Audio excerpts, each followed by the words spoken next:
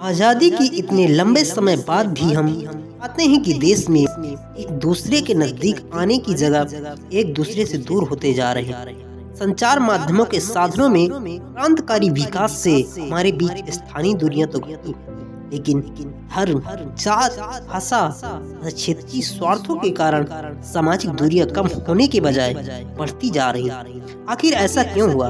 भारतीय समाज से जुड़े ऐसे और भी कई सवाल हैं जिनका उत्तर जानने के लिए यदि किसी विचारक को पढ़ने की आज सबसे अधिक जरूरत है वह डॉक्टर बाबा साहब भीमराव अम्बेडकर है।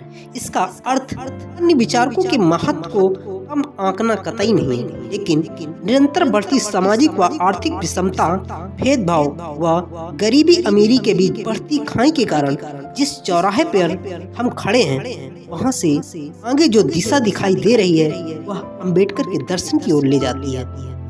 डॉक्टर अम्बेडकर संघर्ष के प्रतीक थे।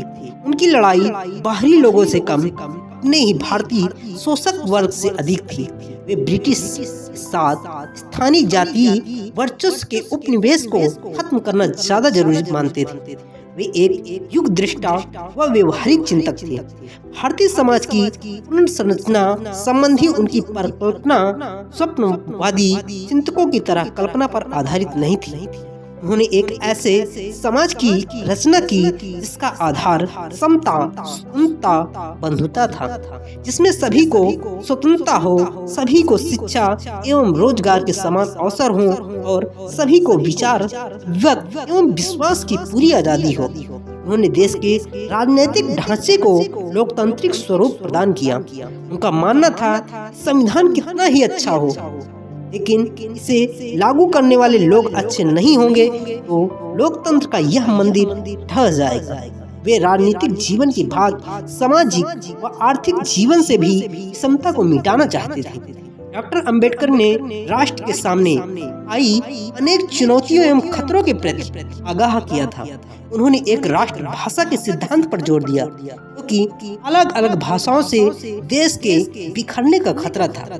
इसी प्रकार सामाजिक व आर्थिक जीवन में विषमताओं को जितनी जल्दी हो सके मिटाए जाने के प्रति आगाह किया था। उनका कहना था कि 26 जनवरी 1950 को हम एक ऐसे जीवन में प्रवेश कर रहे हैं जिसमें राजनीतिक दृष्टि से सभी समान होंगे, लेकिन सामाजिक व आर्थिक जीवन में विषमता बनी रहेगी। यदि इस विषमता को जल्दी दूर नहीं किया गया तो इस शोषण का शिकार वर्ग उस संवैधानिक ढांचे को उखाड़ फेंकेंगे जिसे संविधान सभा ने बड़ी मेहनत से बनाया।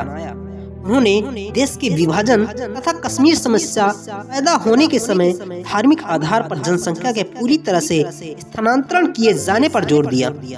यदि उनकी बात मान ली गई होती तो देश में न आज सांप्रदायिक समस्या इतनी उग्र होती और न ही कश्मीर समस्या इतनी विकराल होती। बाबा साहब का विचार दर्शन भारत को जीवन व प्राणवान बनाने की संजीवनी है। राष्ट्र इस संजीवनी को आत्मसात करने में जितना अधिक समय लगेगा उतना ही पीछे रहे। अंबेडकर का कहना था धर्म मनुष्य के लिए है, मनुष्य धर्म के लिए नहीं। वे धर्म चाहते थे, धर्म के नाम पर पाखंड नहीं था। उनका धर्म तर्क, विवेक, चिंतन, वैज्ञानिक सोच पर आधारित था। इसी कारण उन्होंने विवेक व विज्ञान के प्रति निष्ठा रखने वाले बौद्ध धर्म को स्वीकारा। राष्ट्र व धर्म दोनों अलग है तथा धार्मिक कट्टरता व उन्माद से देश के विकास के सवालों का सुलटारा नहीं हो सकता। धर्म एक व्यक्तिगत विषय है। देश का विकास सामाजिक नीति से हो जिसका आधार स्वतंत्रता, समानता व बंधुत्व पर आधारित हो। उनका मानना था कि जिस धार्मिक व सामाजिक व्यवस्था में जात पात, ऊंच नीच, छुआछूत व भेदभाव के प्राण बहते हों वह धर्म नहीं, एक बड़े वर्ग को गुलाम बनाए रखने का षड्यंत्र है। आजादी के 70 वर्ष बाद भी आज देश में विकास के मुद्दे गौण हैं। सामाजिक आर्थिक विषमता की खाई दिनों दिन बढ़ती जा रही है। धर्म स्थल करोड़ों अरबों रुपयों के केंद्र बन गए हैं। धर्मगुरु सोने के सिंहासन पर बैठकर सादगी के उपदेश दे रहे हैं। ऐसे में अंबेडकर के संपूर्ण वैचारिक आंदोलन को समझने के बाद ही हमें इस बात का एहसास होगा कि वे इस देश के महान राष्ट्रभक्त नेता थे, हैं और रहेंगे। कुछ लोगों की यह धारणा है कि डॉक्टर अंबेडकर ने केवल दलित वर्गों की भलाई के लिए ही अपना जीवन संघर्ष किया। इसी कारण उन्हें सिर्फ दलितों के मसीहा के रूप में उभारा जाता है। लेकिन यह धारणा न केवल उनकी बहुमुखी प्रतिभा को एक सीमित दायरे में बांधती है, बल्कि उस महान प्रतिभा के व्यक्तित्व व कृतित्व का लाभ लेने से भी वंचित करती है।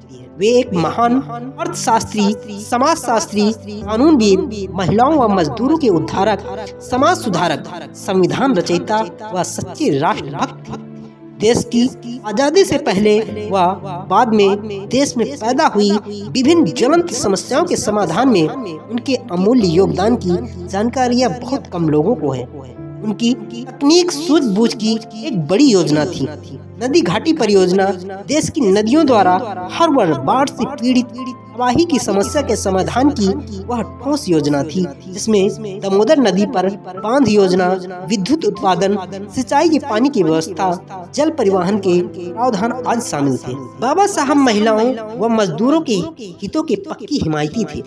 कानून मंत्री के रूप में हिंदू स्त्रियों के उद्धार हेतु हिंदू कोड बिल पेश किया, जिसमें कन्या की न्यूनतम विवाह में वृद्धि, अंतर जातीय विवाह को मान्यता, स्त्रियों को पुरुषों के समान अधिकार, तलाकशुदा स्त्री को पति से भरण पोषण लेने का अधिकार, विधवा पुनर्विवाह को मान्यता, स्त्री को पुत्री व पत्नी के रूप में पारिवारिक संपत्ति का अधिकार, स्त्री को गोद लिए जाने व लेने का अधिकार, अवकाश आदि का प्रावधान था।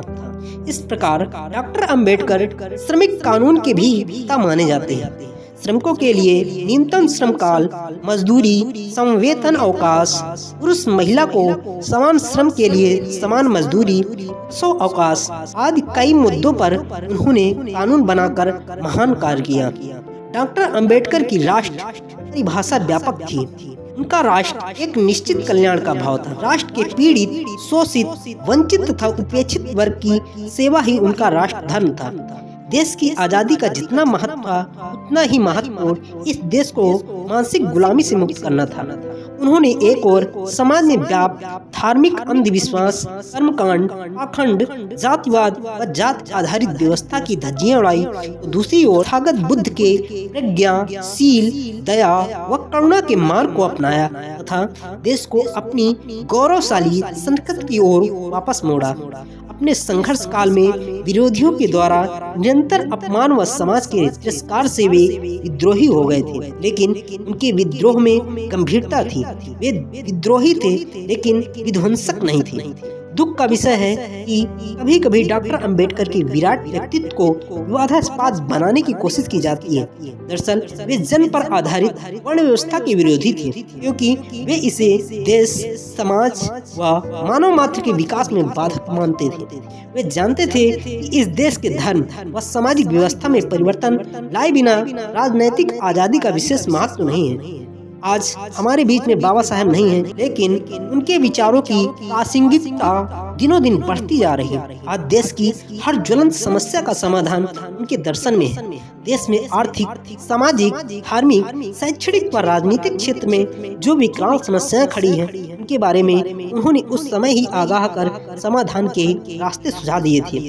आज कुछ गैर दलित डॉक्टर अंबेडकर को उतना ही कोसे, लेकिन जाति व्यवस्था के खात्मे के लिए उनके संघर्ष को दलित कभी नहीं भूलेंगे। कई विद्वान उनके दलित मुक्ति आंदोलन को एक ही वर्ग के कल्याण की बात बताकर उन्हें संपूर्ण समाज का नेता नहीं मानते। ऐसे विद्वानों को यह समझाना चाहिए कि दलित, आदिवासियों या वंचितों की समस्या पूरे समाज की देन है, इसलिए इनके उत्थान की जिम्मेदारी संपूर्ण समाज की है। इसलिए सही अर्थों में वे एक राष्ट्रीय नेता थे। जाति व्यवस्था, पाखंड व अंधविश्वास के खिलाफ तो बुद्ध भी लड़े और आज वे विश्वव्यापी हैं। उनका दर्शन संपूर्ण मानवता के कल्याण का है। गैर दलित यह क्यों नहीं समझ पा रहे? जात पात इस देश के लिए अभिशाप है। इसके कारण अभी भी एक राष्ट्रीय भाव नहीं पैदा हुआ और बिखरे रहने के कारण छोटे छोटे कबीलाई विदेशियों के आगे भी हारते रहे और गुलाम रहे। जात पात, भेदभाव, सामाजिक, आर्थिक विषमता व धार्मिक पाखंड के खिलाफ डॉक्टर अंबेडकर मूलतः भारत के भविष्य का दर्शन है। जय भीम, नमो बुद्धाय।